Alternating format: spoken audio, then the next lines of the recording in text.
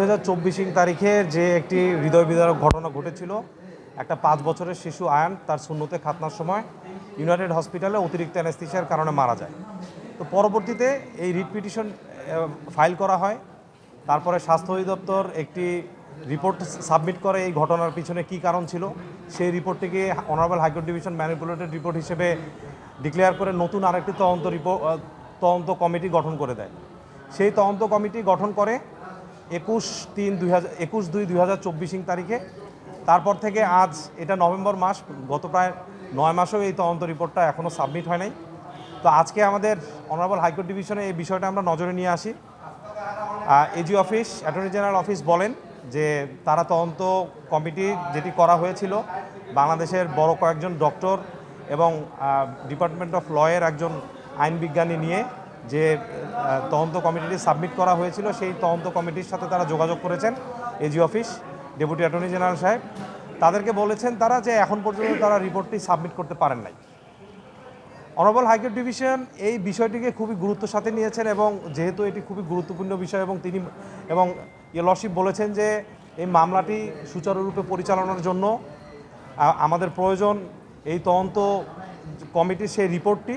তো আগামী 12/1/2025 অর্থাৎ 12ই জানুয়ারি 2025 তারিখে এই রিপোর্টটি সাবমিটের জন্য মহামান্য হাইকোর্ট ডিভিশন সেই তদন্ত কমিটিকে গাইডলাইন দিয়েছেন, ডাইরেকশন দিয়েছেন। তারা প্রতিবেদন দিতে বলছে তাদের পার্সোনাল ইনক্যাপাসিটি ছিল, সেই জন্য তারা পারে নাই। আরও সার্বিক পরিস্থিতি মিলে তারা এটা রিপোর্টটি প্রিপেয়ার করতে পারে নাই। পাশাপাশি আরেকটি বিষয় আমরা হাইকোর্টের নজরে নিয়ে আসার চেষ্টা করেছিলাম, সেটা হচ্ছে during the issuing of the rule 3টা অ্যাড ইন্টারিম প্রেয়ার ছিল। তার মধ্যে একটি ছিল যে বাংলাদেশে কতগুলো লাইসেন্সড অ্যান্ড আনলাইসেন্সড হসপিটাল আছে সেগুলোর একটি রিপোর্ট সাবমিট করা, সেটা স্বাস্থ্য অধিদপ্তর করেছে। আরেকটি ছিল হচ্ছে এই তদন্ত প্রতিবেদনটি সাবমিট করার কথা, যেটা ইয়েট টু বি সাবমিটেড আগামী 12/1/25। পাশাপাশি আরেকটা জিনিস আমরা বলেছিলাম যে ইউনাইটেড হসপিটালে গত 15 বছরে কতগুলো এরকম মেডিকেল নেগলিজেন্সের কারণে রোগী মারা গিয়েছে, সেই ধরনের একটি রিপোর্টও সাবমিট করার কথা ছিল। তো সেটাও তারা এখন পর্যন্ত স্বাস্থ্য অধিদপ্তর করে নাই।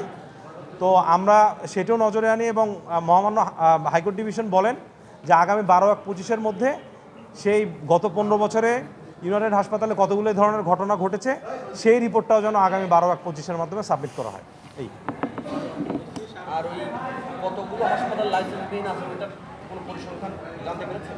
হ্যাঁ, ওইটার পরিসংখ্যান আমরা এর আগে তো এই বিষয়ে আমরা একটি সাক্ষাৎকার দিয়েছিলাম। ওইটা আগামী ডেটে আবার আমরা এখন লেটেস্ট পজিশনটা কি সেটা আবার আপনাদের বলার চেষ্টা করব। ধন্যবাদ। তানিম ইসলাম, তানিম খান না বা ইসলাম, 12 জানুয়ারি। শেষ